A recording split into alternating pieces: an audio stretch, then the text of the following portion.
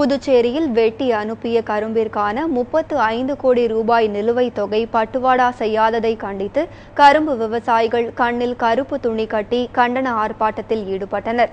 புதுச்சேரி லிங்காரெட்டிப்பாளைய கிராமத்தில் அரசுக்கு சொந்தமான கூட்டுறவு சர்க்கரை ஆலை உள்ளது. இங்கு சுமார் 18,000 விவசாயிகள் 6,000 ஏக்கர் நிலப்பரப்பில் கரும்பு பயிரிடப்பட்டு அரவை பருவத்தை ஒட்டி புதுச்சேரி மற்றும் தமிழகத்தின் பல்வேறு கிராமங்களிலிருந்து விவசாயிகள் டிராக்டர் மூலம் கரும்புகள் அனுப்பி வருகின்றனர். இந்நிலையில் கடந்த 6 மாதங்களாக 2,30,000 டன் கரும்பு வெட்டி அனுப்பப்பட்டுள்ளது.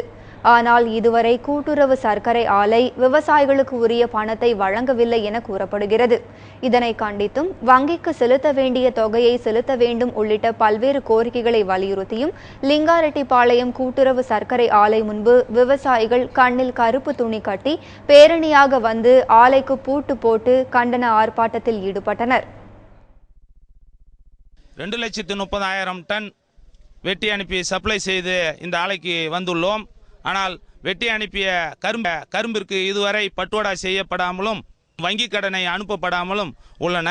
பட்டுவாடா தொகை மொத்தம் 20 கோடி ரூபாயும் நிலுவைத் தொகையாக கொடுக்க வேண்டிய தொகை 15 கோடி ரூபாயும் உள்ளது. மொத்தம் 35 கோடி ரூபாயை இந்த ஆலை நிர்வாகமும் புதுச்சேரி அரசும் 5 மாதங்களாகியும் கொடுக்காமல் விவசாயிகளை இழுத்தடித்து விவசாயிகளுடைய வாழ்வாதாரத்தை பாதிக்கும் அளவுக்கு உள்ளதால் இந்த புதுச்சேரி அரசும் ஆலை நிர்வாகமும் மெத்தன போக்கை கைவிட்டு உடனடியாக விவசாயிகளுக்கு இன்று இந்த ஒரு வாரத்திற்குள் பட்டுவாடா செய்ய இந்த போராட்டத்தின் மூலமாக நாங்கள் தெரிவித்துக் கொள்கிறோம்.